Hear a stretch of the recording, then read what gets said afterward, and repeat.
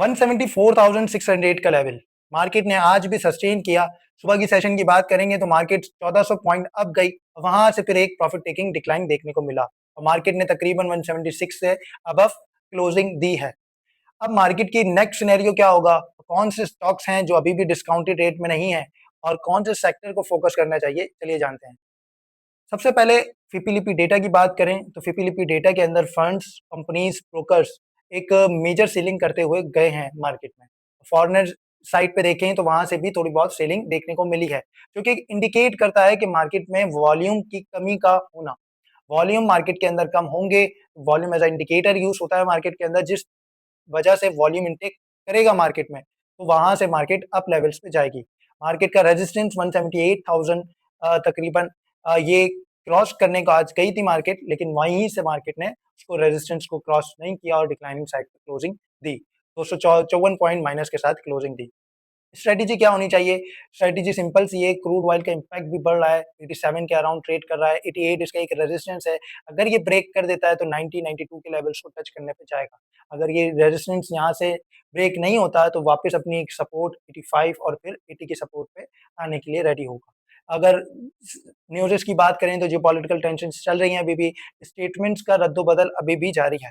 इसी वजह से मार्केट के अंदर एक प्रेशर देखने को मिल रहा है।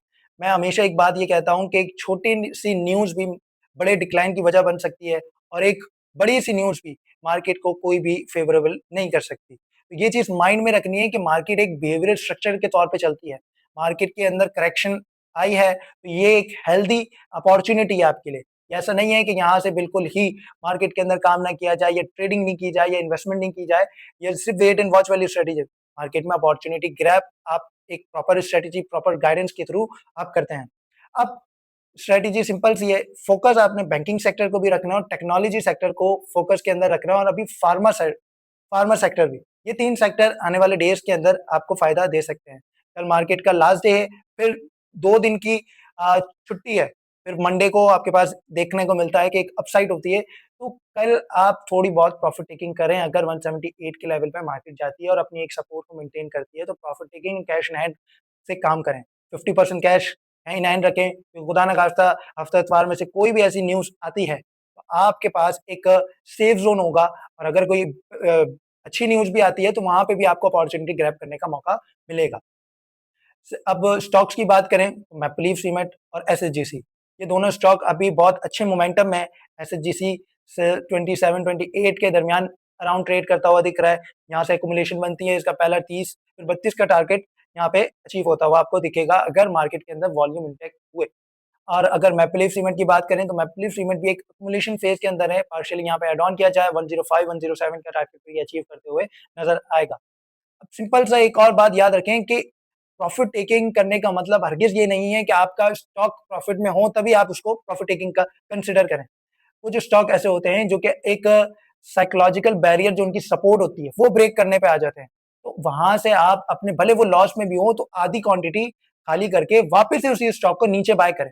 इससे क्या होगा कि भले थोड़ा-सा लॉस बुक होगा, लेकिन आप नीचे से उसको एवरेज आउट करेंगे तो एक अच्छी एवरेज भी बन जाएगी उसकी और फिर जब वो मोमेंटम इंक्रीज़ होगा मार्केट के अंदर, वो ऊपर जाएगा, तो वो आपका एक लॉस भी रिकवरी भी कर देगा। तो ये चीज़ आपकी अहमियत की हामिल होती है कि आपने अपनी स्ट्रैटेजी को मार्केट के बिहेवियर के साथ चेंज करना होता है।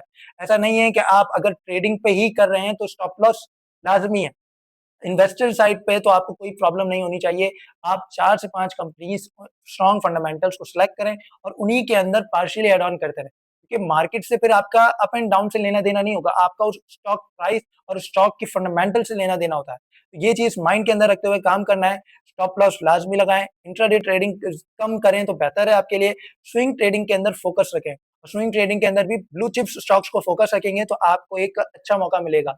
और सेफर इन्वेस्टमेंट चाहते हैं तो आप डिविडेंड स्टॉक्स की तरफ जाएँ, क्योंकि अभी रिजल्ट्स का सेशन चल रहा है, तो डिविडेंड स्टॉक्स को फोकस रखें।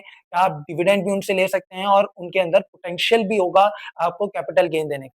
इंशाल्लाह नेक्स्ट वीडियो में मुलाकात होगी। अल्लाह